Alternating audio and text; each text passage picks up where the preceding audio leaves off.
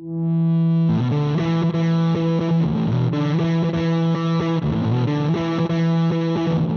and gentlemen, boys and girls, brothers, welcome to an episode of Tatami Talk. My name is Juan. This is my partner, Anthony. This is a judo podcast for judo players by two judo players. So, Anthony, we're recording this episode now, but it will be played in the future because you'll be taking a nice 2-week trip to Japan. So, we're recording this preemptively while he's in Japan, so that's why there's no news in this episode. There's no update about certain things. But unless we can predict the future. Unless we can predict the future, yes. Let me predict something. What is something big that would happen in the next 2 weeks? Apple stock is going to drop.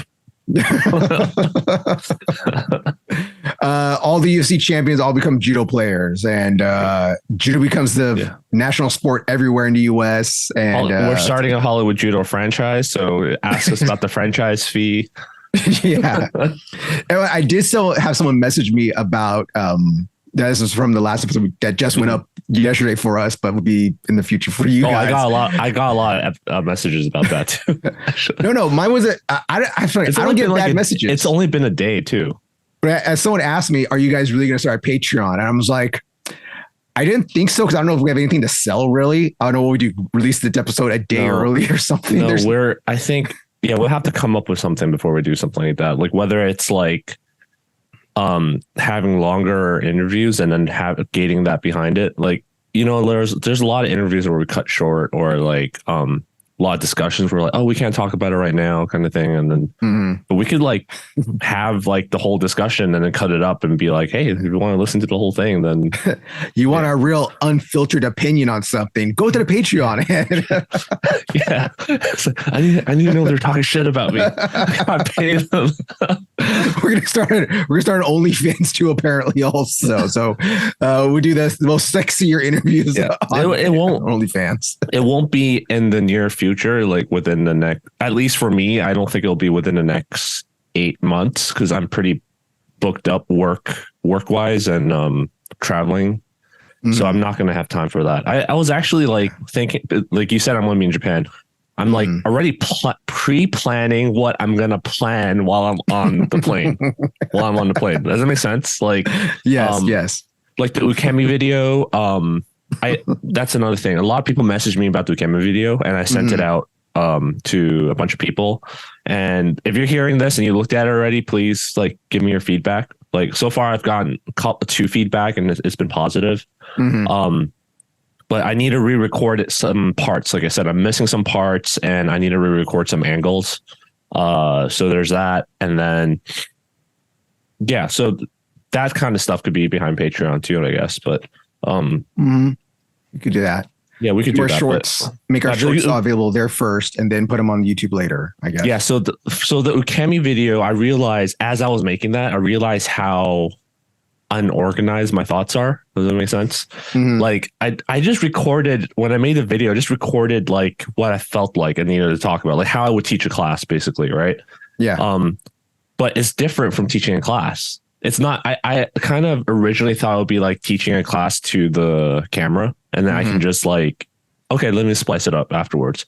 But when you can say as much as you want, like all the details as much as you want, I start feeling like you're going to one spot, then you're coming back, and then you're going to another spot. Then wait, but there is this part about that previous part I talked about too.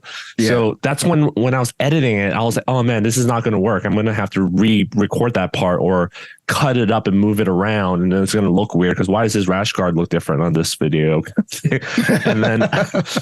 and then like I forgot to show different angles, and all that kind of stuff. So I'm like, okay, I need an outline. That's why I learned. I need to write down my thoughts on an outline first. I kind of knew I had to do that in the beginning, but I'm like, whatever. I'm just going to wing it because I'm like, I keep talking about doing it, but then I never ever get around to the outline. So I'm just going to record it. At least I have something, right? Yeah. At least you do it. So I did that. And then now I'm like, okay, I really need an outline. I need to go back, watch everything again and be like, okay, here I need to add some more details about this. And here I need to, re-record the angle. So it's good to, I think I don't regret doing it. Like I think next time if I were to do something similar again, I would just like re-record again, but not sweat the details and just go as fast as I can to get something out there and then look at it and edit it kind of like a storyboard in a sense. and then re-record the details afterwards. I would probably do that again. That's, I think, it's the ideal way. Because if I start off with an outline, I'll never ever get it done. So, well, you need a producer or director there to tell you, like, hey, get back on topic or cut. All right, we can't talk about all this stuff here. We need to get back over to this topic. Or I need an editor to give me an actual deadline. You know, like that's the main reason I don't have an outline, is because I'm like, I'll do it tomorrow, kind of thing. Mm-hmm. But then when I'm at the dojo, I'm like, or in my garage, I'm like, okay, I just record this. Mm-hmm. So, yeah, that's the camera video. That's what I'm going to do. But why were we talking about that? Oh, Patreon. We were talking about crazy things or stuff that we can put on a Patreon if we decide to make one. Yeah. So, or OnlyFans. I honestly don't know what I would put up on the Patreon. Like, I mean, a lot of people message me about the ecological stuff. But I'm not an expert, so I wouldn't feel right charging about it, and I'm still discovering it myself. So that's something that's not going to happen. But and I like talking about it, so I don't want to charge people about it. Just message me and talk about it. So yeah, so it's like Patreon for Ukemi videos, and then it's like, oh yeah, we ran out of content. Keep hitting us, by the way. Like, we're definitely gonna have to start stripping at that point. We're start showing our feet videos and stuff. Hey, look at my ashiwaza. I know what you want to look at. Look at this toe. Yeah. So, like I was saying, we're making this video in the future. We're going to put this out in the future stuff because Anthony's going to Japan. Yep. So, Anthony, what's your plan to go to Japan this time? Like, you haven't been there about 3 years. So, yeah, the last time I went was World Championships. And when I got proposed, I proposed to my wife. When you got proposed to, she put the ring out to you. I proposed. So when I proposed, when I went to train, met up with all those people. This time, originally, it was going to be let's start off from the beginning. It was going to be a dojo trip. Let's just say that didn't happen, right? Yeah, no, because this is the thing. I thought it was still a dojo trip until like 2 days ago. I was like, so you're going to train now? You plan your thing? You're like, no, I'm actually not going to go do any training now. I'm like, what? No, I'm not saying that. So it was originally going to be a dojo trip, as in the whole our dojo goes. No, you need to stop thinking that, man. Hey, I looked at Nakano Judo. He did a dojo trip. Yeah, most of our kids. All his students went. I was like, damn, like I want to go. Like, how do we make that happen for us? Like, I just, how do I say it? See, the stuff like a bunch of flakes. No. Stuff that I'm about to say should be behind Patreon, basically. But yeah, going to Japan, the most expensive part is definitely the plane ticket. You can find deals once in a while, but it's like certain dates only. And then there's like, you're probably gonna have to sit in the middle seat kind of thing, which is fine if you're like regular height. But for people like me, sitting in the middle seat for 12 hours is basically torture. Like, now, do you need an aisle seat, don't you? Yeah, basically. So now that I'm older and I make more money, I can actually afford to get the extra leg room. But in the past, he only flies business class, everybody. He only flies business. I wish I could afford business class. No, I'm not that rich. But in the past, when I traveled with my parents and I was in college, so my parents would fly to. We used to go back to Hong Kong regularly. So they would fly from the West Coast and I was in the East Coast in college. So I would fly by myself and they would buy me middle seat tickets because they're cheaper. And then, oh my gosh. And that was before it's common to have a infotainment screen in front of your seat. Mm-hmm. So there's that. You guys all remember 90s kids. You all remember the TV all the way up there and then you have to plug in a headphone and then, yeah. So I was 12 hours just sitting in my seat, staring at this tiny ass screen, watching a movie I don't want to watch, by the way.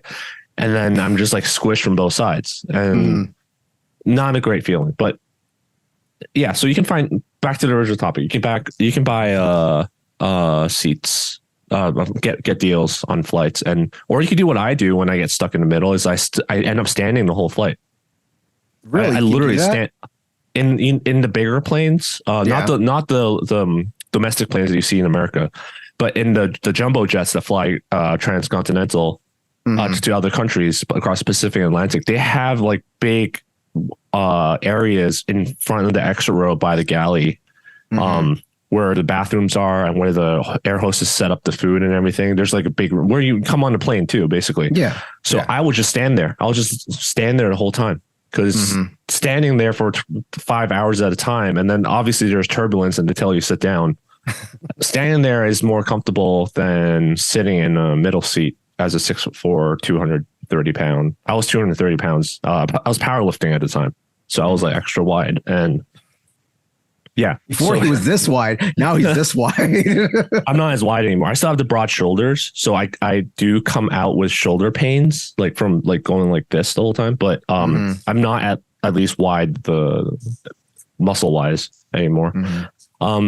But yeah, so it's not that expensive to go to Japan. Japan can be done really cheap. So especially if you go with a dojo and you rent like a hostel, and it's basically like hostels in Japan are much nicer than what most people think of if they've never been to Japan before and only been to European countries. It's like a dorm. It's like a nice college dorm. So if you share bunk beds with a bunch of people, it'll come out to like $20 to $30 a night, like split amongst different people. And then very clean, very nice people. And then food, like konbini food, is really cheap. Like you don't have to eat expensive. Like bowl of ramen's like $7. Like you can have a meal for $7. You go to konbini, a convenience store, meals are like $4 or $5. So have you ever tried staying? Have you tried staying at a capsule hotel or those? Yes. Capsule rooms inside of the capsule hotels, like capsule. It's just a small single bed room. I went to Japan and Korea one year, and when this is stuff that should be in Patreon, right? I went to Japan and Korea one year, and there's a time difference, right? So just like I'm also going to India. That's why I'm saying I'm having no time, because when I booked the India flight, I'm like, holy crap, I lose 2 days to flying in the air. Yeah, in the air. Because I'm like, we should stop by Singapore because there's no direct flights to India, and we spend a couple days in Singapore. So I would leave on the 16th, and then I would arrive on the 18th. You lose like literally 2 days from flying because you're flying in the time zone and all that stuff. So it's a day of flying plus the time zone change. So you lose 2 days. So one time when I went to Korea and Japan, I forgot to account for that, and I booked the tickets separately. And then I realized when we were in Korea, we're like, oh crap, we're not going to make that flight. Like I messed up the time zone. So we ended up having to book another flight. So I ended up having to stay overnight in the Narita airport, Japanese airport, and they have a capsule hotel there. It's a really nice capsule hotel in the Narita airport. Yeah, they're nice. They're really nice. There's different levels of capsule hotels, right? Like there's a traveler one, so it's nice. It's like a hostel basically. And then there's ones that are for drunk businessmen that missed the last train, and they tend to be a little more trashier looking, but they're still pretty nice. So yeah, again, Japan can be super cheap. Most expensive part is getting there, which is the plane ticket. And if you're not like eating well, if you're not eating nice and taking a bullet train back and forth to different places, then it's really not that expensive. So a pure dojo training trip will save you money, actually, going as a group.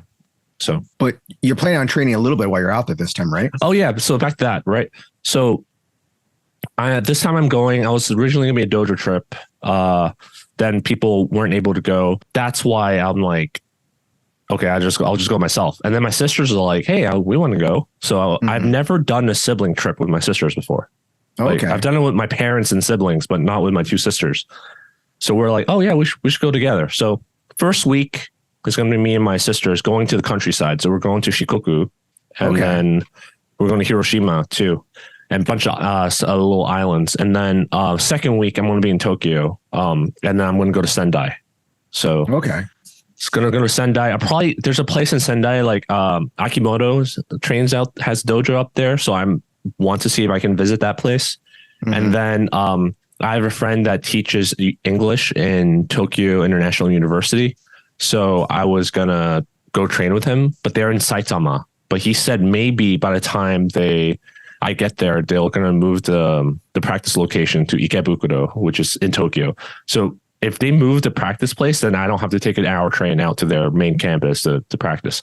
But it'll be my first time practicing with a university club. So that'll be nice. So that's two things I'm going to definitely try and get done. And then if I have time, I'll go to Kodokan. As a black belt this time. As a black belt this time. And also after last time I went, I'm just kind of like, been there. I don't want to go there for a randori unless I want to go there for a class, like a winter session, summer session class or a kata class. But I don't think I'd want to go just to show up and spar. Like someone asked me this before. It's a very not interpersonal atmosphere. Does that make sense? Yeah, no, I get it. Because you're a foreigner coming to Kodokan. They all know what you're there for. It's like, oh, you're just another judo. Yeah, and they get so many foreigners coming. It's like, oh, it's just another day. You know, they're just coming here to take pictures, pilgrimage kind of thing. But when I went to the local, when I went to the local dojos, they were like really nice. Like we talked, went to dinner afterwards and all that stuff. So it was a little different experience, you know. People were okay with doing randori to me versus in the Kodokan. I don't know if it's because I'm tall or I have a brown belt at the time, but most of the native people weren't okay with doing randori with me, you know? So, lots of little things like that, but, I'm not bringing a gi because I'm gonna buy my gi there. I need to replace my gi. I donated a bunch of gi to our dojo and, I'm about to donate another one because I realized it's like up to almost halfway up my forearm now. So I'm going to buy another gi while I'm there. I'm probably going to train jujitsu too. I'm not sure. Brazilian jiu-jitsu. All right. So, do you have any clubs planned so far that you want to visit? Three I'm looking at. Again, one's in Sendai. And then one's in, Carpe Diem in Tokyo. And then the other one's Triforce. Triforce is where Pamela went. Okay. Yeah, so then you might have in there. Okay. I haven't decided I'm going to do gi or no gi, but I think if I'm able to buy jiu-jitsu gi there, I'm gonna do no gi. Do gi. If I'm not able to, then I'll buy. Would a jiu-jitsu gi be cheaper in Japan, or would it be the same price as an American gi? It was cheaper because you don't have to pay shipping. But there's a particular brand I want to get called Isami. I don't know if you heard of it. They're another popular old brand. I want to buy their gis, but I don't want to buy it without trying it on first. Does that make sense? Yeah. And I want a plain white one, and they don't sell it online anymore. The plain white one, you can only buy ones with patches. Oh, okay. Yeah. So I want a plain white Brazilian Jiu-Jitsu gi. Hopefully it will pass as a judo gi. So that as well. Well, you said you were thinking about, when you told me this, you were talking about getting a BJJ gi that was bigger, so that it fits you. Yeah, so like a judo. So that's the story. This is the story, right? I bought that bigger jiu-jitsu gi. You saw me wear it. Yeah. And then Philippe, the first thing he said was, I didn't say anything. The first thing he said was, "What the hell is that?" Like, so I'm like, "Damn it! It didn't pass the test. It didn't pass the Philippe test." What the hell are you wearing right there? Yeah, it's over there. Let me back up. So like, I'm going to donate. At least not Juan's Dragon Ball gi. Come on. So I'm going to donate that because if it doesn't pass that test, then to me it doesn't work. So I'm back to the drawing board on that traveling gi. My next step is to basically contact someone who makes skis in America. I already in the past episode already talked about my whole Pakistan adventure. I didn't go to Pakistan, but the whole adventure of trying to locate a gi seller, a gi manufacturer. So basically, for me personally, it wouldn't work. But so if anyone knows anyone that listening that has a contact in Pakistan that can. Obviously I need a middleman because I can't wire money to Pakistan due to my job.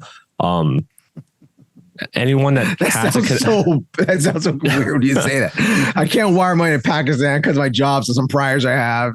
So basically, if you know anyone that can make me a custom gi, if I tell them what I want, then let me know. So, but for now, what I'm going to do is probably go to the garment district here in LA and ask around, and probably contact some American manufacturers, because I know, like, for example, Origin's made in America, Vanguard's made in America. There's another gi brand that's made in America. I can't remember which one, but there are brands out there that's made in America. So they have. I doubt they. Well, I know Origin has their own thing, but I doubt all of them makes it all in house, and they probably outsource it to someone else. So I just need to know who they are, and then be like, please, I just need a 350 GSM gi. That's in a judo cut. please, in all white, no patches. I need 5 of them. One for every day of the week. And nobody really messaged me asking that about whether they're interested in that, because I'm like, hey, if I were to order a bunch, then it would be cheaper. But otherwise, I'm happy to pay upwards of $500 for. Don't tell them that right now. That's how much it's going to cost. You know that, right? I don't think so. I don't think so. I get cheaper. Maybe 2. For a travel gi, because the headache I've been dealing with right now is packing. Like, I have a 75-liter bag in the back, mainly because I'm going to be anticipating putting a judo gi in there. Mm-hmm. But I might just give up and bring a roller bag. I hate bringing roller bags for training, but it's something that smaller people don't really have to deal with, because they're like, oh, I can just bring a 45-liter bag and stuff my judo gi in there. But I'm already only bringing 3 t-shirts and 2 pants and 3 underwear for a 2-week trip, and I still can't fit my freaking judo gi in there. So he plans to do his laundry right there, people also, okay? Yeah. He's not just wearing the same clothes for 2 weeks. He plans on doing laundry in Japan, all right? So, all right, that's that. All right, that's so this Japan is trip. your plan while you're in Japan right now. We're doing this podcast. When it comes out, you'll be coming back I might not train at all. Yeah. I'm not going to make it a priority, basically. So I hope you're having fun out there right now. I hope you're having a safe trip coming back to America. We have a safe trip going to Japan. All right. Yeah. All right. So since we don't have a lot to talk about, since this is a pre-recorded episode, we're going to go straight into what the main topic is there, the thing we're going to talk about.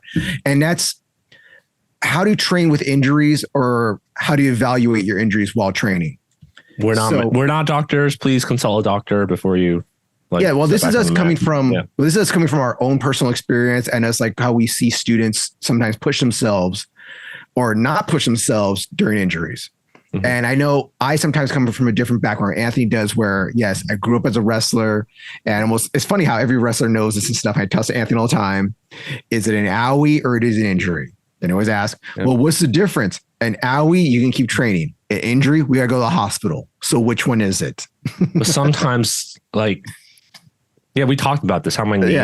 I thought it was an owie. I kept training and it popped, and it turned into an injury. It turned into an injury. So that's why I don't like using that as a gauge, as a measuring stick. Yeah, but this is the whole thing about, you have to listen to your body. All right.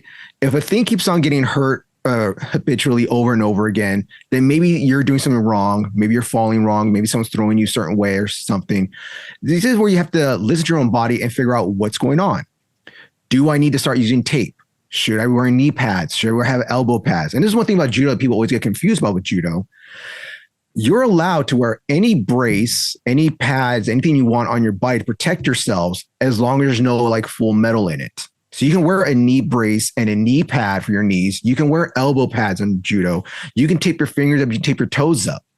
The main rule, though, is that there's supposed to be no metal and nothing showing through your body, which I know that has kind of changed because a lot of women and some dudes wear spats now while competing.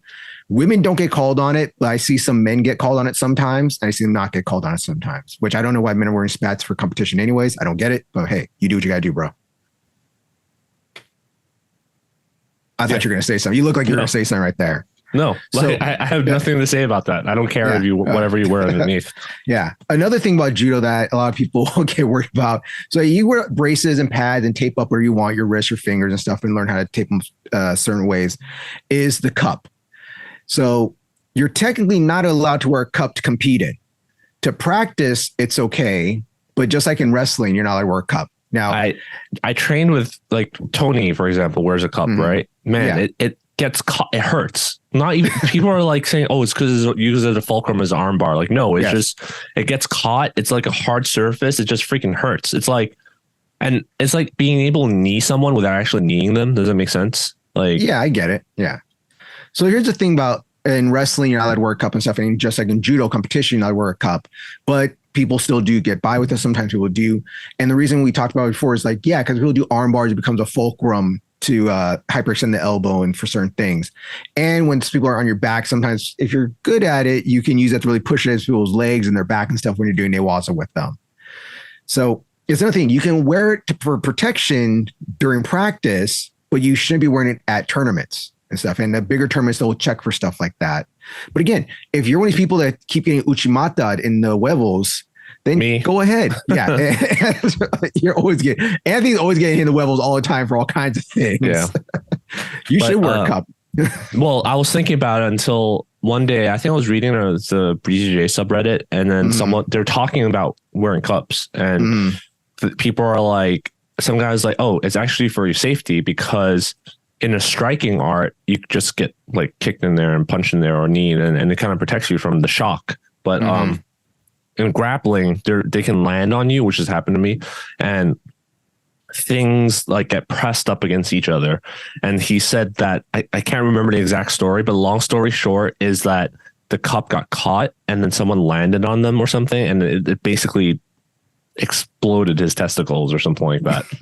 So it gets caught in between the cup and stuff. So it's like, it would have been better if you just didn't have a cup, right? Yeah, so I could see that happening. When I was a kid, and I never knew when we were going to do sparring. It would be like, we didn't spar every class, but you never know. It'd be like, oh, it's a sparring day. It's not a sparring day. Or, wait, do you wear it in wrestling?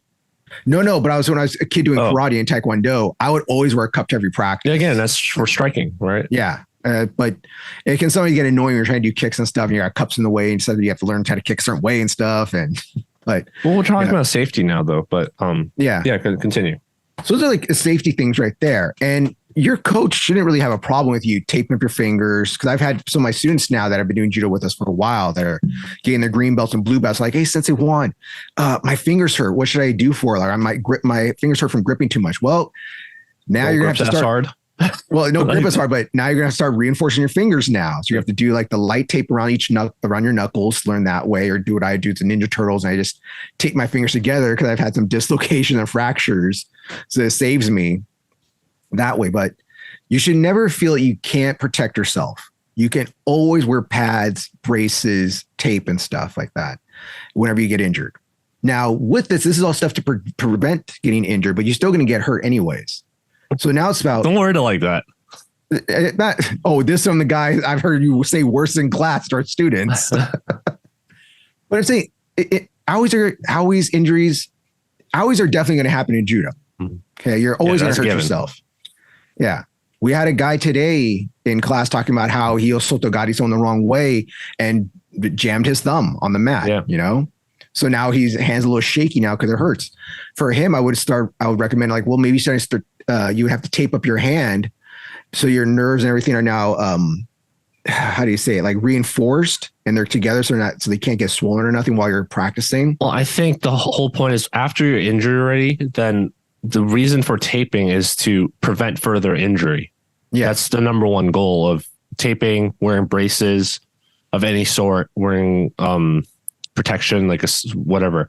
It's to prevent further trauma or having the joint or whatever go in a direction that is not supposed to go in.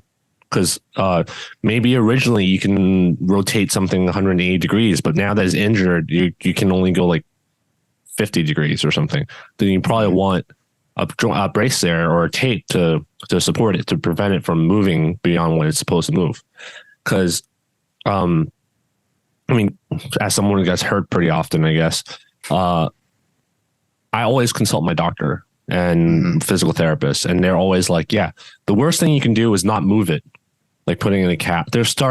People are starting to realize unless there's a fracture, you don't want to put something in a cast, because you're moving at the correct range. Not a lot of people are like, oh, I need to move it and then try and move it exactly the same way as if they weren't hurt before.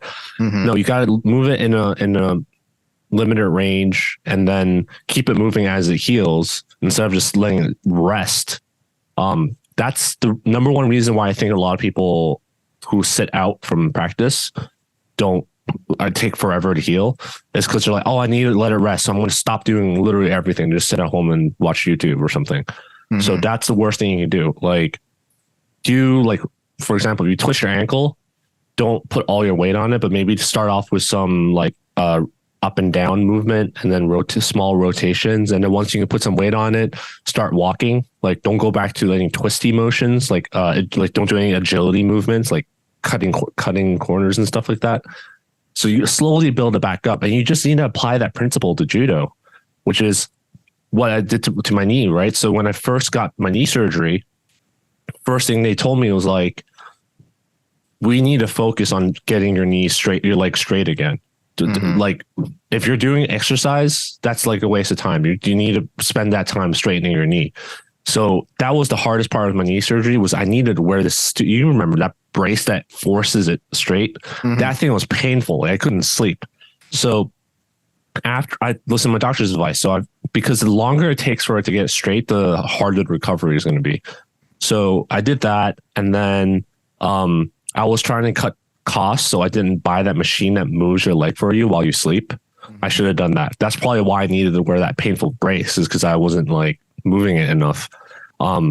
After you do that, I was wearing that heavy brace with the metal sides. And that was when we were training in the park. And they're like, my doctor's like, you can do judo, just no rotating movements. Like, and also no, for example, you can't bear a lot of weight on it. So no uchimata on the left side, for example.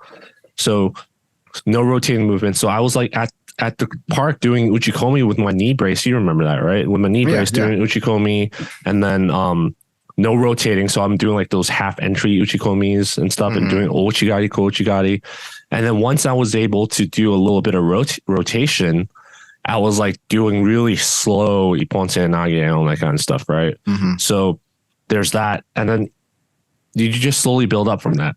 And that's where I'm at now, where I'm actually not really wearing a knee brace anymore now. But yeah, so just got to keep it moving and do what you can. And if you're not able to consult a doctor, then it's always better to play it safe. Right. So. Yeah, I'm big into better safe than sorry kind of stuff. I want people to push through when they can, but if you're really hurt, then you can't do something. But that brings up a good point of, can I still practice while injured? And it's like, yes, to a point. There's certain things. Like what Anthony right there is talking about, he can do certain uchikomis wearing this knee brace where you have to keep his knee straight after surgery.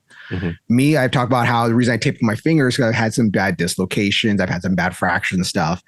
And there's been times where I've had that the finger brace, that metal finger brace to keep her, when I've had bad dislocations on there to keep it straight.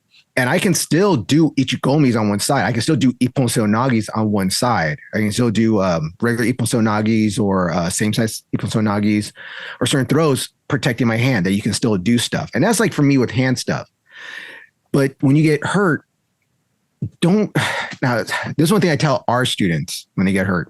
We have this great weight area we have the great gym like you see behind me. We have the weight area over here. We have equipment over here. We have the elliptical, the Chikari machine. We have the rowing machine.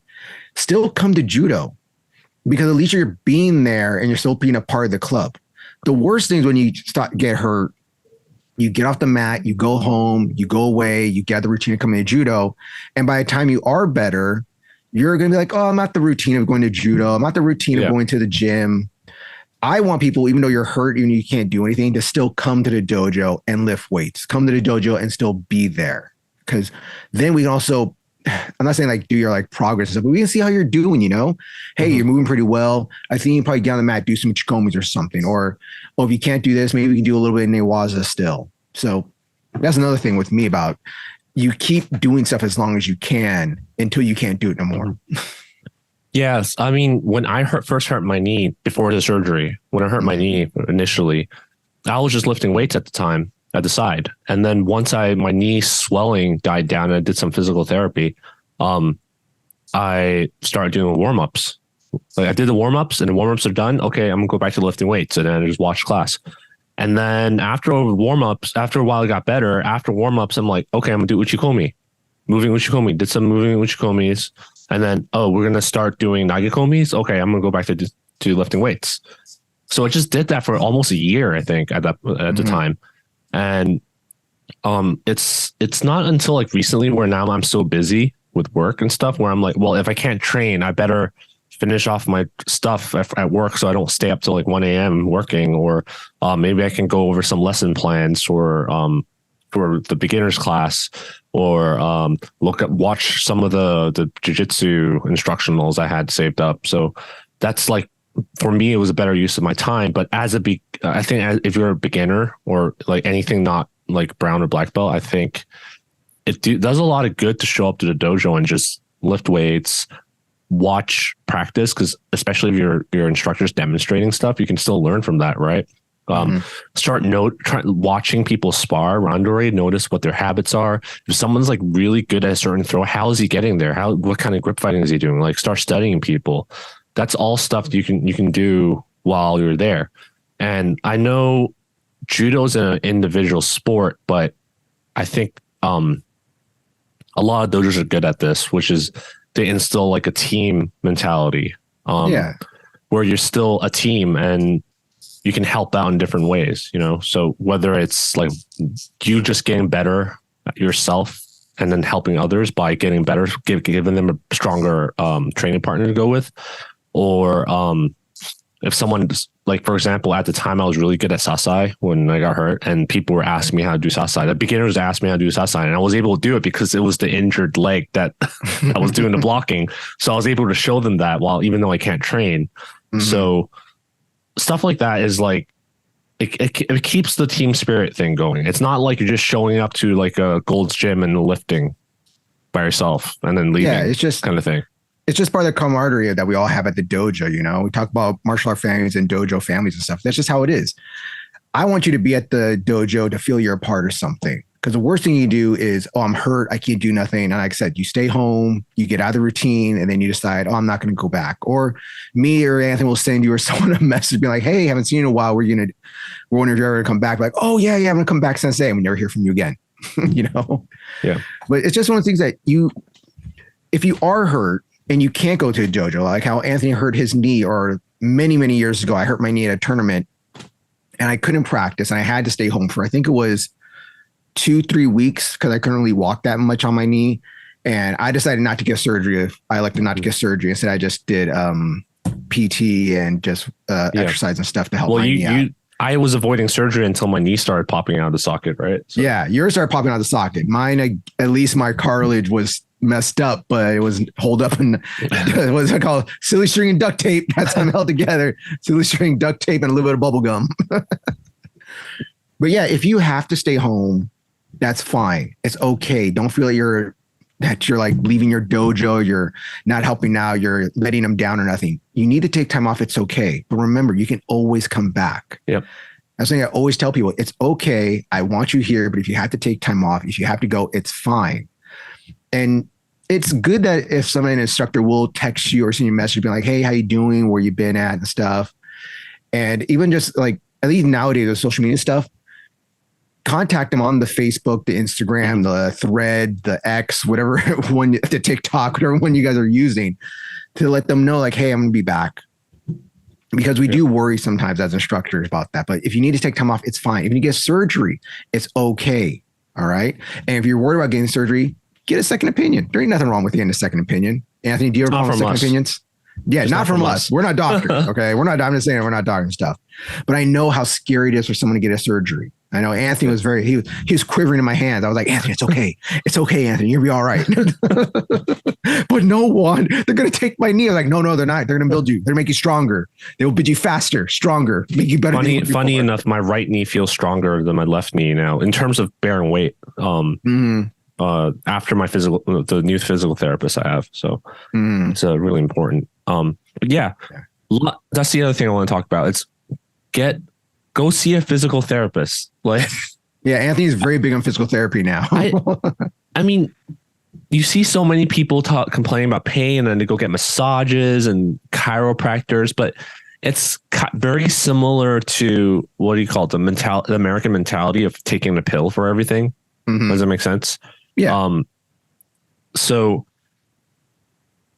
people go to these places that treat the symptoms, but they don't treat the cause of the problem.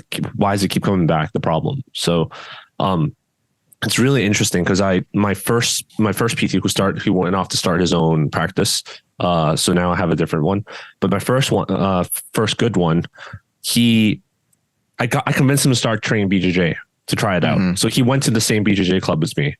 And even though we showed up in different times, like I went to the afternoon class, he showed up to the evening class, and there was a traveling black belt at the time that was a doctor. He's actually a physician doctor. And he's like very competitive, but I think he had some issues. And then he was like, oh, you're a physical therapist. Like, like what I have this issue, like basically he, in the end, long story short, a bunch of people ask them questions, but it's always like, what do I need to do that can fix this problem now? Yeah. What's the one thing? What's the one stretch? What exercise can I do? What stretch? What exercise? What massage? What like foam rolling can I do to fix this problem? He's like, everyone's different. Like me and you might have knee pain, but like, for example, a lot of people have knee problems, but apparently my knee problems are caused by my weak core. And apparently that's not common for most other people. But my wife has neck problems from sitting in a chair all day and is again weak core. So even though I have knee problems and she has neck problems, we're doing very similar exercises at physical therapy. And when I see some people there with knee problems, they're doing something totally different than I'm doing because it's like a different cause. Does that make sense? The first physical therapist I got recommended by my surgeon was really bad in that way because I would complain about my knee pain and she would massage my knee when it's not my knee that's the problem. It was my core. So massaging the knee felt better, but then the next day I feel like trash again. And here in a physical therapist, he's like, your cores are tight. So he's massaging my core to loosen it up and to loosen up my knee. So it's like, again, go see a proper physical therapist because a lot of people are just treating the symptoms, and you really need to get evaluated to see really what the cause of your problem is. And most of the time is due to other weak muscles causing imbalances and you not moving enough because a lot of us have sedentary lifestyle. So yeah, everyone should see a physical therapist, but that will help you with your recovery. Yeah, I know you're really big on that now, but I think it's just about, if you do get hurt, you do get scared of stuff or something does happen, go see a doctor and stuff, see what's wrong with you. Like if you have insurance, I know a lot of people don't have insurance. I understand if people can't afford it, there's different problems, things out there, but try to go see somebody, because the worst thing you do is let something linger and get worse and worse and worse. And the body is going to heal itself over time, but it can always re-break or get worse and stuff. A tear can heal itself, but a tear can also get worse over time. That was one thing that happened with me again, a long time ago. A guy was trying to give me an arm bar and I have a really good gable grip. And so it's really hard to get me an arm bar. I'm going to say that now and everybody's trying to arm bar me, but I have really good arm bar defense. And the guy was just yanking my arm at the elbow and he literally tore my pec before my arms gave out. And doctor was just like, yeah, you have to just take, was it 6 to 8 weeks off, judo, massage, I think he gave me an ointment for the pain of like one of those muscle relaxants to put on there and stuff. But yeah, I don't think I took time off judo when I did that. Actually, I was supposed to, but I didn't. I just did different moves instead of taking time off judo. You definitely make things worse if you don't take time off. But again, I'm trying to avoid giving medical advice. But when I had really bad insurance and I didn't want to go see the doctor, I would basically just rest and move it as long as it doesn't hurt, whatever it is, or my shoulder, my knee, my wrist. Right now is my wrist. Basically, I don't want to go see my doctor just for a sore wrist. I would just keep moving it and then add a little bit of light weights. And however long it took for it to feel better, I would double that. And then basically, I shouldn't be like, oh, my knee feels better. Let me go back to doing uchimata or like drop knee throws or something like that. I'm not going to do that once it feels better. I'm going to wait double that before I go back to putting a lot of stress on it, while during that time still increasing the weight of whatever exercises, resistance bands, what weights that I'm using to strengthen that injury. But yeah, so. Trying to stay away from the medical advice because we're not doctors, but we're just judo players, just black belts. How do you like? What kind of stuff would you like to do on days where you feel like you're not hurt enough, but you're like you got, like, say you sprained an ankle or like your knees feel off, or your shoulder hurts, your neck hurts. Like today, for example, I had to set off because I could not feel the left side of my body because I got my COVID shot. And I feel kind of woozy. So I'm like, I'm not going to step on the mat today. But if I was like just tired or my knees sore, then what do you suggest? Well, for me, I got that old wrestling mentality. Like I tell that joke, if it's an owie or an injury, And with me, like I'll look like a damn mummy by the end of class sometimes because I've rolled my ankle. My ankle took a bad twist. Well, I'll just get some tape. I'll tape up that ankle and keep on going. All my fingers, well, I always tape on my fingers anyway, but like my hand's just been kind of messed up for a little while. So I've been taping up for almost a month now because I don't want it to swell up or get worse while practicing. My wrist has been bugging me for a while. So I tape that up all the time now and stuff. Just stuff doesn't happen. Tape is my best friend. I spend so much money on tape now, but that's how I am. Like I just keep going because of my body, I've been doing martial arts for a long time and doing grappling for a long time. I know when to stop. The other day, a couple weeks ago, I was trying to do drop Seonagi again. I was like, you want to know what? I'm going to compete. I'm going to try to do drop Seonagi again. Maybe have that in the chamber just in case. After doing drop Seonagi a couple of times to throw this one guy during Randori, when we were done, I really felt in my knees like, oh, should have done that. Nope. Oh, no. Yeah. Even with my braces on, I felt that. I was like, nope, can't do that. I just can't practice that. I know how to do it. I can't do it though when they're in a live situation. Yeah. Speaking of tape, my favorite tape, coach tape that I recommend from Johnson & Johnson, I was like, I'm running it low, right? So I went on Amazon and I'm like, they increased the price again. Like it's almost like triple the price of when I first bought it. Yeah. And then like the other day I was looking again and you can't even buy it anymore. Really? Yeah. So I'm like, what? I'm like, what the hell? And then I realized I did some research. What happened was Johnson & Johnson sold off that brand to a private company, and that private company no longer sells retail. So they only sell in batches direct. Like you had to spend like $150 for like 2 boxes or something like that. I get a pallet of tape now. Yeah. So I basically am swapping, like I'm looking at the other tapes and I just don't like how some of them work. I've tried that before. They just aren't, they either come loose or when you sweat, they lose the stickiness and they slide off, or they're really hard to rip with the fingers. So you need to get a pair of scissors to cut them. So I bought some BJJ tape, like some one of those fancy brand BJJ tape. Like the one I got is called Monkey Tape, I guess. And they come in different widths. So I'm trying out different widths. That's what I'm going to do. So, I can't believe I'm buying overpriced branded tape. Like because I'm a mummy, because I tape so much my stuff, because I tape up my body so much, I don't spend a lot of money on tape. I'm going to tell you the truth right now. I get most of my tape from the 99-cent store, Dollar Tree, or these dollar up stores here in LA and stuff. They're kind of like dollar stores, but they sometimes sell. They start at they say start at 99 cents, but I get my tape at like the cheapest value I can because to me, I'm just wearing it for a couple hours, and I'll put on more tape, take on less tape. And for me, I'm not that particular as Anthony is. I used Eric used to buy this fancy black baseball tape for a while. He still has it. Yeah, that's very expensive tape he uses. I'm like, for what? You're just teaching class. And he leaves it around. I'm like, wow, you're leaving it around for other people to steal and use because they're going to use. People are using my tape without asking. Well, that's one thing in a dojo. If there's some tape laying around, had no name on. Hey, whose tape is this? Oh, no one. Okay, I'm going to use it then. It's just laying out. Yeah. So Matt will do the same thing. Matt buys these 4 rolls of fancy tape every weekend. No, like, his tapes are cheap. I tried it. They're cheap. Are they? But yeah, they don't stick very well. His tape ain't good enough for you. Okay. I buy cheap tape. All right. It's good enough for fingers, but I think as long if you have to do like some complicated taping with the wrist or how I've been having to tape the tip of my nails now, it's going to like fall off. I've used it before because I forgot my tape and he lent it to me one time. And I'm like, man, this tape sucks. Like, how offensive are you?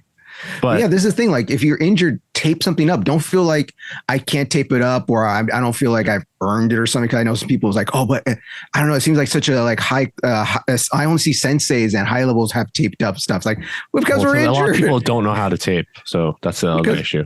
Yeah, because we're a little bit hurt. That's why. Go ahead. If you're hurt, tape something up. If you're hurt during class, get some ice. Put some ice on it. Okay, that's another thing. Most gyms have ice in the refrigerator or something, ice packs and stuff like that. Ice it up. Well, that whole thing about rice, was it rest, ice? Well, they already said it's outdated. Yeah, I know, but I'm saying some of that stuff to me still works, like elevating my knee and stuff when I get hurt, resting it, putting ice on it and stuff. The whole thing of 20 minute on, 20 minute off, I could never do that when I was younger, because I would like wrap stuff on me. So it's like, oh, it's on there till nighttime. It's on until it melts off. Yeah. So I ain't taking this off. Back to training. Back to training. Again. First thing I would do is reduce intensity, right? I will not go as hard or as fast as I used to. And then I would also let my partner know, like, hey, I messed up my knee. So watch out when you're doing Tayatoshi, Harai Goshi or whatever. Don't like kick it while my weight's loaded on it. Because there was, when I first got hurt my knee, I told someone, doesn't speak English very well. I think we know who it is. I'm like, I hurt my knee, so just be careful. And then he was like, oh, okay. And then Hajime, we start. First thing he does, Kochi Makikomi on that side. I'm like, what the hell is wrong with you? Like, so then that's the next thing. Pick your partners carefully, right? Do these people have control of when you tell them I hurt my knee? Are they gonna like not have control and let their ego take over? Are they able to control the intensity? If you don't have a partner, just be like, I'm going to sit out, because I'll just wait till the next round when someone safer comes along. And then also, depending on what it is, especially if it's like an ankle, a toe, a knee or something, you want to reduce the what do you call it? The stress on the joints. So example would be like heavy explosive movements, loading it up with a lot of weight, like yours plus the other guy's body weight, for example, like Uchimata, a hip style Uchimata, rotation, like fast rotations, cutting corners, like the cross step stuff that we teach. And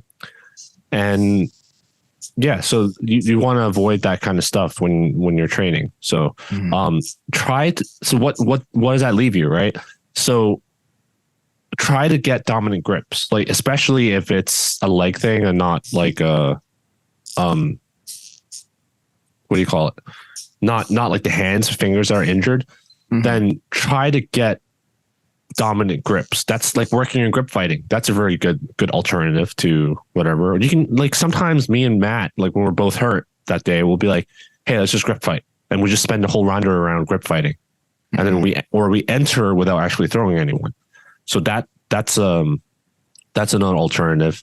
Or what you can do is, like, for example, when I hurt my knee, I only did Sasai no Sotogari.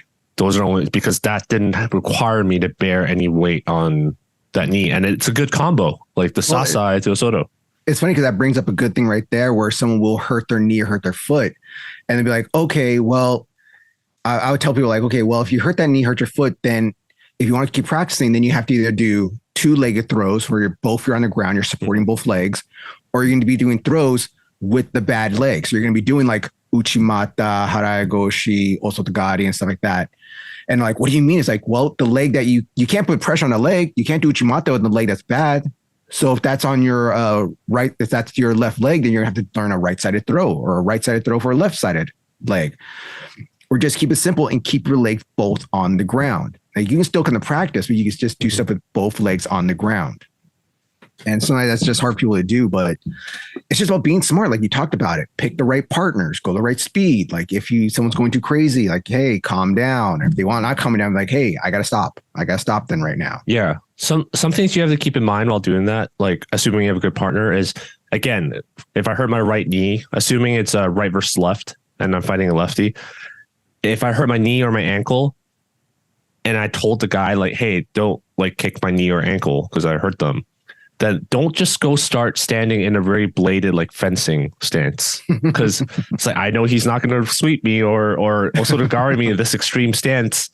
Then that's not like a realistic training, right? So you should treat it as like, okay, he can still do that, so I shouldn't do that. And also maybe start fighting in a more square stance. Like you can also treat it as like getting injured in a fight, or getting injured mid-tournament, but not enough to forfeit. Then start standing in like a more square stance, or swap stances and start fighting on a different stance to get that scenario better. Like, so you can do stuff like that. And for your partner, if they're nice and they don't do that, that also adds a little challenge to them. It's like, okay, I can't do that. What other things can I do? It forces them to think outside the box. And do something else instead of relying on that one throw or that one opening. So, yep. Yeah, I think we've gone over most things that people should do. And this is all stuff that a lot of people have heard before, but they just got to get reinforced. Like, it's okay. It's okay to step off the mat. It's okay to put ice on it. It's definitely it's definitely ego thing, because a lot of people will be like, okay, I can't. I've seen this happen a lot of times. I can't do I can't do morote seoinage. I can't do morote or drop seoinage because I have bad knees or bad shoulder or whatever, and I'm taking a couple weeks off. So they try to do sasai, they try to do osoto, they try to do other stuff, and then it's not working. So then they revert back to doing that because they need to feed their ego. Be like, I'm not throwing anyone. Fuck it, I'm gonna drop to my knees, and then that's when like things go bad, and you that's when, if you don't have that control, then stay off the mat. Please just stay off the mat or stay out of randori. But if you have that control, then you have to be able to put your ego aside and be like, I'm gonna do throws I'm not good at, and it's a good time to get better at those throws, but I might not throw anyone today.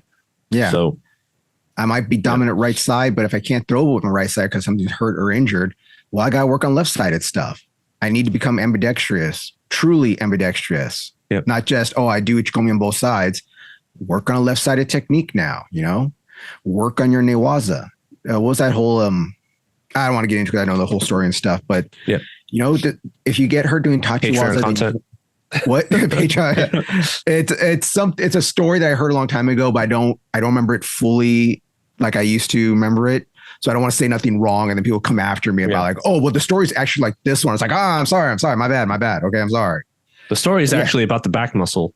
It's actually about the back one. It's actually about the arm right here, Juan, technically. Like, oh god. That's a little inside joke. Again, Patreon content, but Patreon content. But just remember, it's okay. And your sensei should be okay with most of this stuff. If they're not, then there might be a problem with that dojo then if people keep getting hurt, if it's a recurring thing. But always take care of yourself and listen to your body, please. Yep.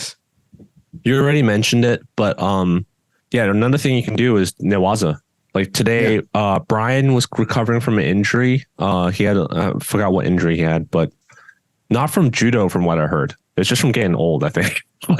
Well, he's a crazy old man. The guy's 60-some years old, still going. And he's about to compete again in the nationals. So. Yeah, hard newaza, hard tachiwaza. It competes internationally still. Man, I hope I'd be like that when I'm in my 60s. So he came back after a long absence, and he's just doing. He was only doing newaza today. So he's only feeling good doing newaza. So no tachiwaza and randori today. So that's another option. You have to know how to do newaza, because again, if you're a beginner, at many dojos you just kind of do knee wrestling. So it's better off to like trade off, starting off at the bottom or top, whether it's all fours and turtle, flat, in the guard, half guard. Like start off from different positions and then what they call flow roll, which is like once you pass the guard, you pin him for a couple of seconds and you just reset. Like that's newaza is a huge part of the game, and if you're injured, that's another part of the game you can get better at, spend more time on, because usually most places you wouldn't have that much time to spend on newaza, but this is a good time to do that. And that's what Travis Stevens did. Like he almost lost his leg right before the Olympics and then he went to train BJJ at Henzo's. So it was like 6 months before Olympics, I think he said. But so that's another option. Yep. All right. So Anthony, is there anything else you want to talk about or bring up in this episode? No, I think that's covers pretty much everything. Yeah. And remember, all this stuff is just our opinions as judo players, as people that are instructors and stuff, and what we've seen and what's gone through us in our lives. So don't take it like, don't be like, oh, well, Dr. Juan said I'm not doctor. I'm just sensei, Mr. Okay. Crazy Juan. Ask Dr. Roddy Ferguson. Oh God. Yeah. Go kick some pipes and stuff, full blast. It's not going to break your shin or nothing. No, not Tony Ferguson, Dr. Roddy Ferguson. Oh, right. Okay. I thought you said Tony Ferguson. Dr. Rod. Oh yeah. He's in Florida now, isn't he? Yeah. He's in Florida. Yeah. If people don't know who that is, Kimbo Slice, that's his doctor cousin. That's a judo player and Olympian. Well, he's doctor in the sense of a PhD doctor, not an actual physician. So yeah. Yeah, I guess we should say that. People think that he is. Hey, doctor, I got this rash right here. What should I do? I got a mole over here. How can you help me out with that? All right. So with that, please remember to like, share, and subscribe. You can follow us on Instagram at Tatami Talk. It's on YouTube at Tatami Talk. If you want to send us any questions, things we talk about, things in an episode you want us to go over again, you shoot that at us at tatamitalk@gmail.com. If you want to hit up me, it is the Jared_Juan on Instagram. You can follow Anthony Throws on Instagram. All right. Is there anything else I'm forgetting there? No, but let us know what you think about what we said about the Patreon. Like, for those who are interested, like, if we extend, like, instead of saying, oh, well, that's for another episode, or we're getting off topic or whatever, like, if you want to hear those, us just like rant on about that kind of stuff and then like put it behind a paywall, then let us know, because these episodes are really long enough. And I actually read a comment saying, I don't like podcasts, they're too long. Can you just tell me which exercises are dangerous? And then I'm like, well, I'll do it when I get off work. List. Yeah, we do those videos. YouTube I really wonder dangerous throws. I want to know how old that guy is. Like, whether it's like the generation that needs to what we call the BuzzFeed generation, like top 10 things you need to stop doing, or the shorts, like Instagram stories and YouTube shorts. Like, nobody really reads books anymore, you know. If you can't tell me in 30 seconds or less what's good and what's bad, I don't want to hear it. All right. Yeah, I mean, Threads. Oh, that's another. We're on Threads too, guys. Forget about that one. For one, I can give you a list, but then it's like, why would you listen to me just give you something without the justification behind it? Like, I don't know, but that's just me. All right. Anyway, generation. And I'll be on the Patreon soon. Coming up next year. All right. And with that, Anthony, don't forget to slap the mat and put tape on. And put tape on. Yeah. And nice. All right.